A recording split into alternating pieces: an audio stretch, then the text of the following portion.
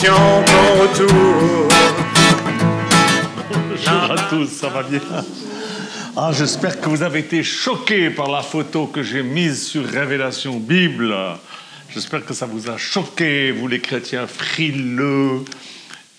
Il faut un peu se secouer dans la vie. J'ai des choses à vous dire ce matin qui sont très importantes. Est-ce que mon micro marche là? Oui. Formidable, parce que je l'ai mis, mais je ne sais pas s'il fonctionne. Je vais vous lire d'abord 1 Jean chapitre 2. 1 Jean chapitre 2. Je les entends de là, les chrétiens. Il ne faut pas s'amuser avec ces choses. Je ne m'amuse pas, j'essaye de vous faire comprendre des choses. 1 Jean 2, 15 à 17. 1 Jean 2, 15 à 17. N'aimez point le monde, ni les choses qui sont dans le monde. Si quelqu'un aime le monde, l'amour du Père n'est point en lui. Car tout ce qui est dans le monde, la convoitise de la chair, la convoitise des yeux, l'orgueil de la vie, ne vient point du Père, mais vient du monde. Et le monde passe, sa convoitise aussi, mais celui qui fait la volonté de Dieu demeure éternellement. La volonté de Dieu, elle est dans le livre. Dieu nous a dit ce qu'il voulait dans la Bible. Voilà. Pour ceux qui contestent, vous pouvez arrêter tout de suite parce que c'est dans ce sens-là que je vais aller. Mes frères et sœurs, qu'est-ce que la Bible entend par la chair? Eh bien, c'est plus la nature pécheresse. Je regarde si le machin marche. Ouais, non, ça ne marche pas. Oh. Oui, j'espère que ça va marcher. Qu'est-ce que la Bible entend par la chair? Eh bien, c'est plus la nature pécheresse que la partie physique de l'être humain. La chair, elle est cette maladie morale qui résulte de notre séparation d'avec Dieu. La chair est la conséquence de cette séparation d'avec Dieu. C'est parce que les gens sont séparés de Dieu qu'ils vivent par la chair et non pas par l'esprit. La chair, c'est la désintégration de votre être entier. Et le monde, c'est quoi le monde? Parce qu'on vient de lire dans 1 Jean 2, 15, 17 que nous ne devons pas aimer le monde, ni ce qui est dans le monde. Alors faites bien attention de ne pas aimer le bœuf bourguignon que Michou nous a préparé à midi. C'est ça que ça veut dire, ne pas aimer le monde ni les choses qui sont dans le monde? Il faut arrêter d'être bête. Il faut arrêter d'être bête. Le diable est le Dieu de ce monde. Et il a réussi à soumettre le monde à ses désirs à lui. Et il a également réussi à utiliser le monde et il a donné des valeurs à ce monde, puisque le monde ne veut pas des valeurs de Dieu, le Dieu de ce monde lui donne des autres valeurs. Il a donc réussi à donner ces valeurs et à manipuler les désirs des êtres humains qui sont charnels, c'est-à-dire qui sont séparés de Dieu. Je vous ai dit, la chair, c'est la nature humaine sans Dieu. Le monde valorise le pouvoir qui incite à la convoitise des yeux. Alors, des yeux, mais aussi de tous nos sens, charnels, humains. Qu'est-ce que le mal? Le mal dans ce monde, écoutez-moi bien, c'est le pouvoir. C'est le pouvoir sans la crainte de Dieu. Voilà ce que c'est le mal. Le mal, c'est le pouvoir sans la culpabilité. Voilà ce que c'est le mal. Le Dieu de ce monde, il tient à ses possessions, puisque il est le Dieu de ce monde, c'est à lui, il tient à ça. Et cet esprit du monde, le Dieu de ce monde, pousse l'être humain, l'homme, la femme, même les enfants, à se vanter de ce qu'il possède. L'esprit de ce monde cherche le plaisir et c'est ça qui attise de plus en plus les désirs insatiables de l'humanité. C'est ce qui fait qu'aujourd'hui, on voit nos pays occidentaux s'enrichir d'une façon éhontée au détriment des pays d'Afrique, par exemple, qu'on est en train de piller. C'est pas moi, non, c'est pas moi non plus. Mais bon, c'est horrible. C'est horrible ce que l'esprit du monde, le Dieu de ce siècle et le Dieu de ce monde fait et comment il nous manipule pour que, voilà, moi je suis né du bon côté de la planète. Oui, c'est vrai, je suis né du bon côté de la planète, mais pourquoi est-ce qu'on est dans cette abondance? Et le Dieu de ce monde, il fait tout pour que ses propres valeurs se transforment chez nous en comportement compulsif et obsessionnel. Obsessionnel. Le Dieu de ce monde, il a une armée bien organisée, c'est bien hiérarchisé, et si cette armée, cette hiérarchie, réussit à percer notre armure, celle dont je vous parlais les semaines passées, eh bien, nos pensées deviennent possédées, captives. Et c'est pourquoi nous autres, serviteurs de Dieu, enfants de Dieu, nous devons emmener toute pensée captive à Christ, parce que si mes pensées, si vos pensées ne sont pas emmenées captives à Christ, elles sont captives de quelqu'un d'autre. De qui? Du Dieu de ce monde.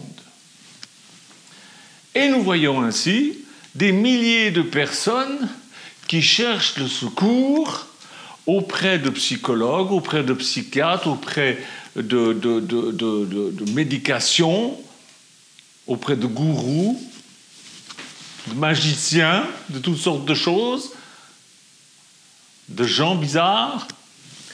Mais rien de tout ça n'arrivera à déraciner le problème, parce que le problème, il est d'ordre spirituel. Et comme je vous le disais, nous devons brandir l'épée de l'esprit qui est la parole de Dieu. L'épée de l'esprit, c'est la parole écrite de Dieu, c'est ce que Dieu nous a laissé comme testament, comme héritage, sa parole. Jésus, il est la parole faite chair. Quand il était sur cette terre, il s'est fait chair. Maintenant, il vit en vous par son esprit, et les charnels ont réussi à en faire une doctrine en disant, voyez, il y a le Saint-Esprit qui est une personne, il y a Jésus qui en est une autre, et puis il y a le Père qui en est une autre, puis alors ça fait 3 dieux, ça fait 3 personnes. Ah ben non, ça ne fait pas 3 personnes, ça fait une personne en 3 personnes, enfin un truc incompréhensible. C'est pas ça qui est important. Ce qui est important, c'est est-ce que l'Esprit de Dieu vit en vous? Comment il se manifeste? On s'en fout de votre doctrine. Vous comprenez, mes frères et sœurs? C'est important. Est-ce que Christ vit en vous? Dieu s'est fait chair, c'est écrit. Et puis, il a dit des choses qui ont été retranscrites dans ce livre qui est la Bible, qui nous permet de connaître la volonté de Dieu. Comment sauriez-vous que Jésus est venu s'il n'y avait personne qui avait écrit cela? Ça aurait été un petit juif dans son coin, 2000 ans après. Il vit en vous, et vous avez le livre qui est le recueil, le mode d'emploi pour vous battre dans ce monde, contre le Dieu de ce monde, contre son organisation hiérarchisée. Seule la vérité, avec la puissance de l'Esprit de Dieu qui est en vous, peut vous délivrer des comportements obsessionnels provoqués par ces êtres maléfiques. Alors, vous comprenez bien que utiliser l'épée de l'esprit efficacement correspond à marcher selon l'esprit de Dieu, puisque la parole de Dieu, c'est l'esprit de Dieu. Toute la hiérarchie du pouvoir du mal est focalisée en ce moment, particulièrement, sur la diffusion de la peur.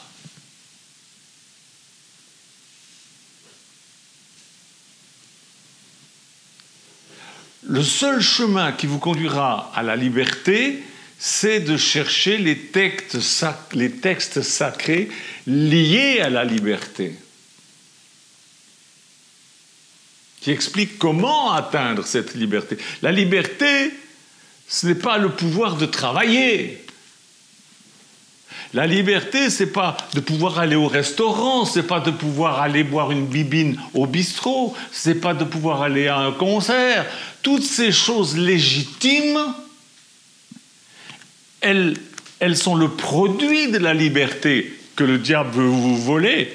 Et il veut vous faire peur, vous avez peur. Des gens se suicident en ce moment, beaucoup de gens se suicident parce qu'ils ont peur. Et c'est la liberté que vous devez chercher. Et vous ne devez pas la chercher n'importe comment. Elle ne s'acquiert pas en manifestant de la colère dans les rues. Ça, c'est le monde. Vous direz, ça a quand même quelques utilités. Oui, bien sûr. Comme manger, ça a aussi quelques utilités. Mais ce n'est pas comme ça qu'on va obtenir la liberté de l'influence du Dieu de ce monde. Il va vous accorder des miettes pour vous voler plus ailleurs. Vous savez que j'ai raison. La liberté est la délivrance de cet esprit qui organise la peur. La peur est organisée sous des plafonds dorés à leur fin qu'on a volés en Afrique. La peur de la maladie, la peur de perdre son travail, la peur de perdre ses biens, la peur de perdre des êtres chers. La peur. Malheureusement, bien des chrétiens sont incapables de brandir l'épée de l'esprit parce qu'ils confondent l'épée de l'esprit avec un paquet magique d'Harry Potter.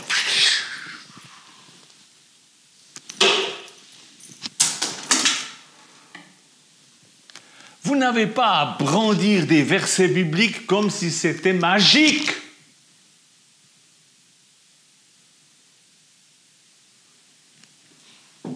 Les versets bibliques ne sont pas magiques.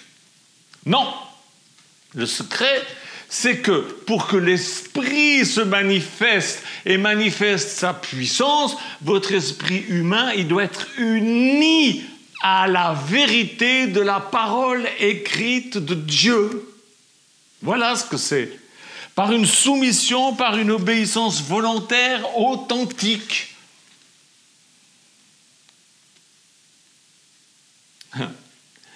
Une connaissance théorique de la parole de Dieu, ça ne suffit pas. Ça ne suffit pas. La puissance de l'esprit ne se déploie que lorsqu'il y a soumission complète, volontaire, consciente au Dieu de la parole qui est écrite là, dans le livre, dans la Bible. C'est ce qui est dit. Pour pouvoir nous servir de l'épée de l'esprit de manière efficace, nous devons marcher selon l'esprit. L'esprit de quoi? De la parole de Dieu. De ce que Dieu dit, de ce que Dieu nous dit. Afin de ne pas combler les désirs de notre chair que le diable manipule à longueur de journée. Et cela demande une obéissance volontaire et pas simplement des vœux pieux et des prières. Bien que la prière est utile, mais elle est inutile si c'est simplement la prière « Seigneur, aide-moi, bénis-moi, garde-moi, protège-moi, aide-moi ». On va lire Galates 5, 22-23. Galates 5, 22, 23. Le fruit de l'esprit du Saint-Esprit, ce que le Saint-Esprit produit, c'est l'amour, la joie, la paix, la patience, la bonté, la bénignité, la fidélité, la douceur, la tempérance. La loi n'est pas contre ces choses. Ni la loi de Macron, ni la loi de Trump. Ni la loi de Dieu. Ce n'est pas contre ces choses. Ceux qui sont à Jésus-Christ ont crucifié la chair avec ses passions et ses désirs. C'est vous qui crucifiez votre chair. C'est à vous de crucifier votre propre chair. Comment vous allez pouvoir crucifier votre chair? Je vous donne un exemple. La chair, ce n'est pas votre corps, hein, c'est vous. Je vous ai expliqué ce que c'est, mais supposons l'image, crucifier la chair. Vous pouvez vous clouer les 2 pieds, vous pouvez vous clouer une main, là, mais celle-là, qui c'est qui va vous la clouer? Et vous avez besoin des autres pour vous clouer. C'est pourquoi vous avez besoin des frères et sœurs pour qu'ils vous clouent. Crucifier la chair. Ceux qui sont à Christ ont crucifié la chair avec ses passions et ses désirs. Et si nous vivons par l'Esprit, marchons aussi selon l'Esprit. Ne cherchons pas par une vaine gloire en nous provoquant les uns les autres, en nous portant envie les uns aux autres.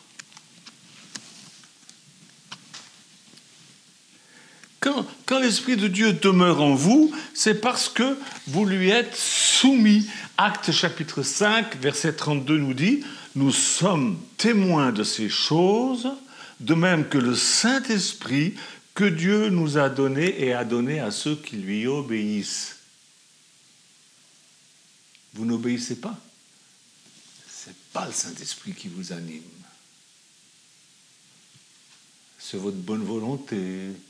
C'est votre esprit religieux. Et tout ça, c'est la chair. Et le Saint-Esprit, quand il est en vous, il produit un fruit. La liste qu'on vient de lire tout à l'heure.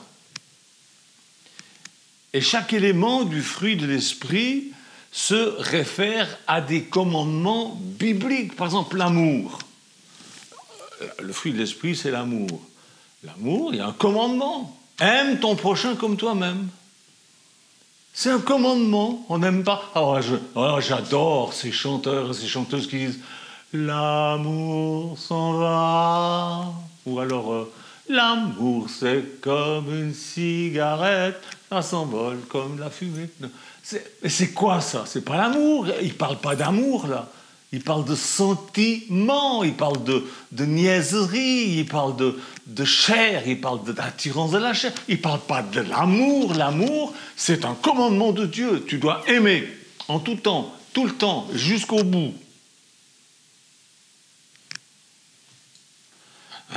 Et tout le reste, c'est la même chose. C'est toujours des commandements. Notre chair, elle a besoin d'être maîtrisée par des commandements, par des lois. Tout marche avec des lois. Même la nature, elle marche avec des lois. En ce moment, on voit plus beaucoup. On voit la colline qui est là-bas derrière, mais d'ici quelques semaines, on ne la verra plus. Pourquoi? Parce que Dieu a bien ordonné les choses. Des feuilles vont repousser, c'est une loi. C'est comme ça. Ça revient chaque année. Je n'ai pas besoin d'être prophète pour le savoir. C'est comme ça. C'est une loi. Eh bien, tout est loi. Tout est régi par des lois.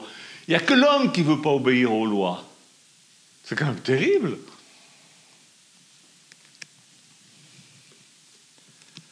Vous voyez, il faut plus qu'une simple connaissance de la Bible.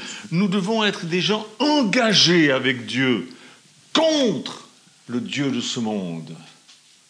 On est dans ce monde contre l'esprit de ce monde, contre le Dieu de ce monde. Vous savez ce qu'on est dans le monde? On est un furoncle qui dérange le diable. Ça le gratte. Ça l'énerve qu'on soit là. Lorsque mon esprit, et pas seulement mon cerveau, s'unit à la parole de Dieu, dans une obéissance active, alors le Saint-Esprit de Dieu est libre d'agir puissamment en moi pour me conduire vers et dans la liberté. Et faire des miracles. pour tout, pour la santé, pour votre travail, pour tout, votre famille, pour tout. Alors, il y a une hiérarchie diabolique, des démons, des esprits de mort, des gens qui sont de la semence du serpent. Vous voyez, c'est les sorciers.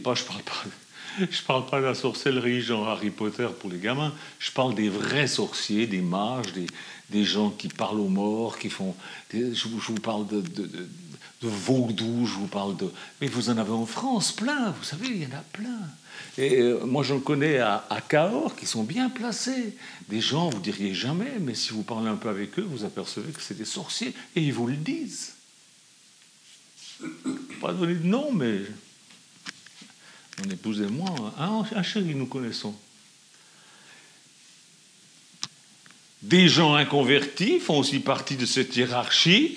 Ils sont utilisés aussi par le Dieu de ce monde pour venir vous décourager, pour venir saper votre morale.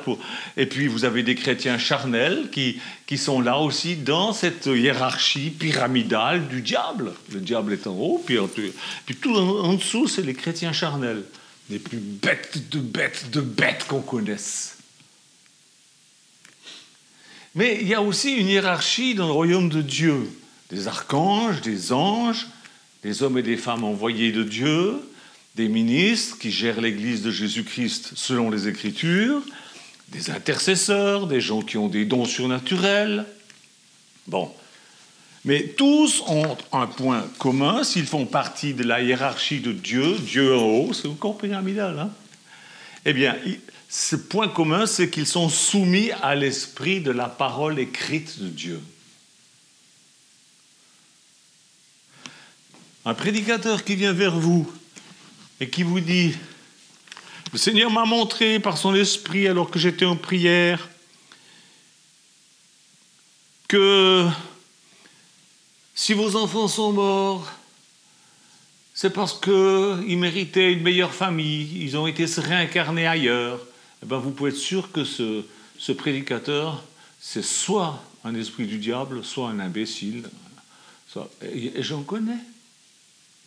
J'en connais. Il n'est pas soumis à la parole de Dieu. La parole de Dieu ne parle pas de ça.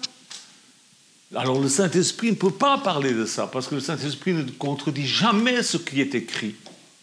Jamais. Alors vous entendez un prédicateur comme ça qui vous donne la date du retour de Jésus, mais poubelle.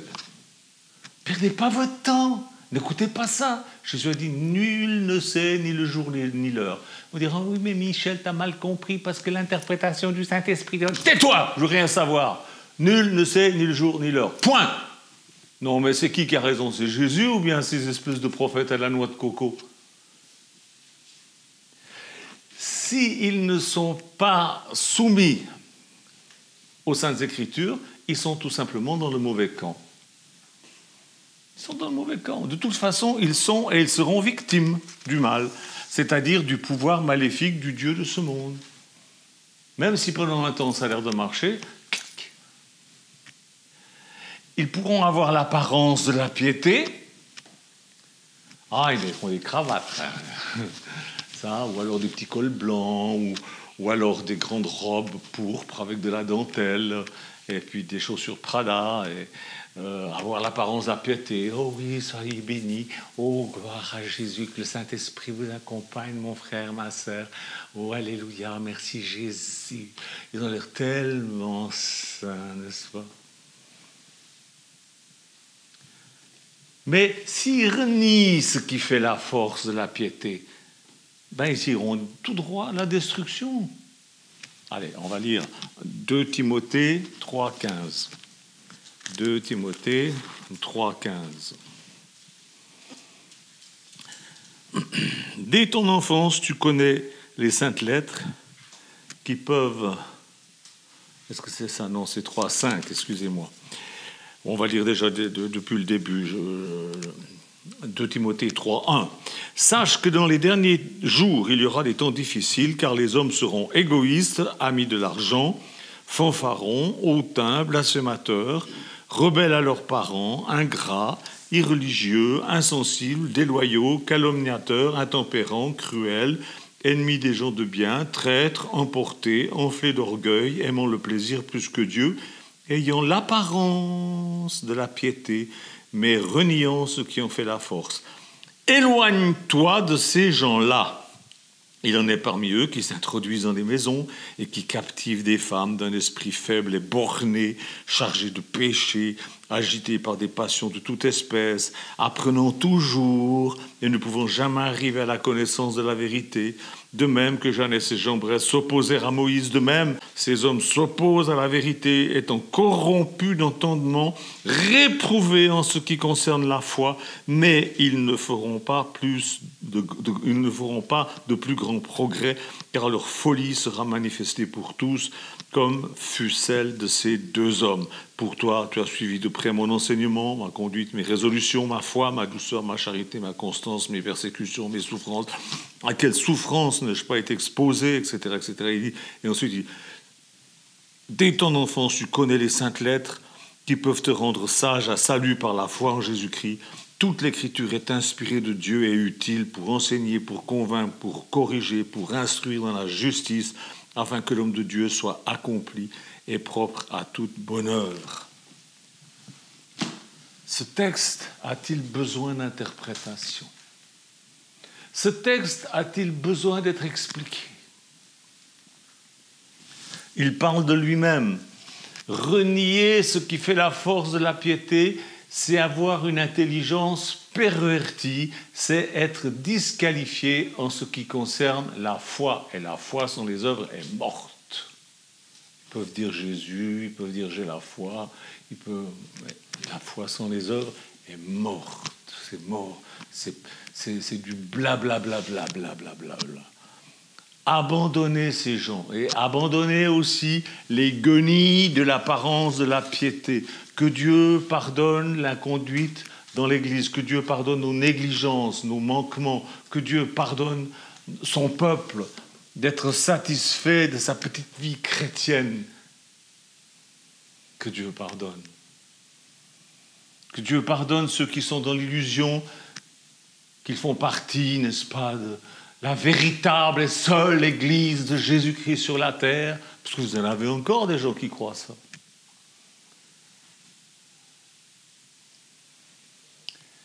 Et comme le psalmiste dit au psaume 143, verset 10, que chacun prie, ô Dieu, enseigne-moi à faire ta volonté, car tu es mon Dieu, que ton esprit me conduise sur la voie droite. Au nom du Seigneur Jésus-Christ. Amen. Amen.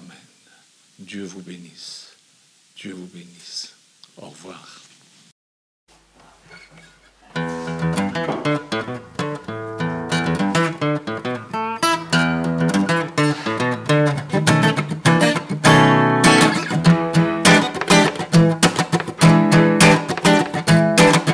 Là-haut, tout là-haut, emmène-moi. J'attends impatient ton retour. Là-bas, tout là-bas, c'est chez moi. C'est là qu'on trouvera l'amour.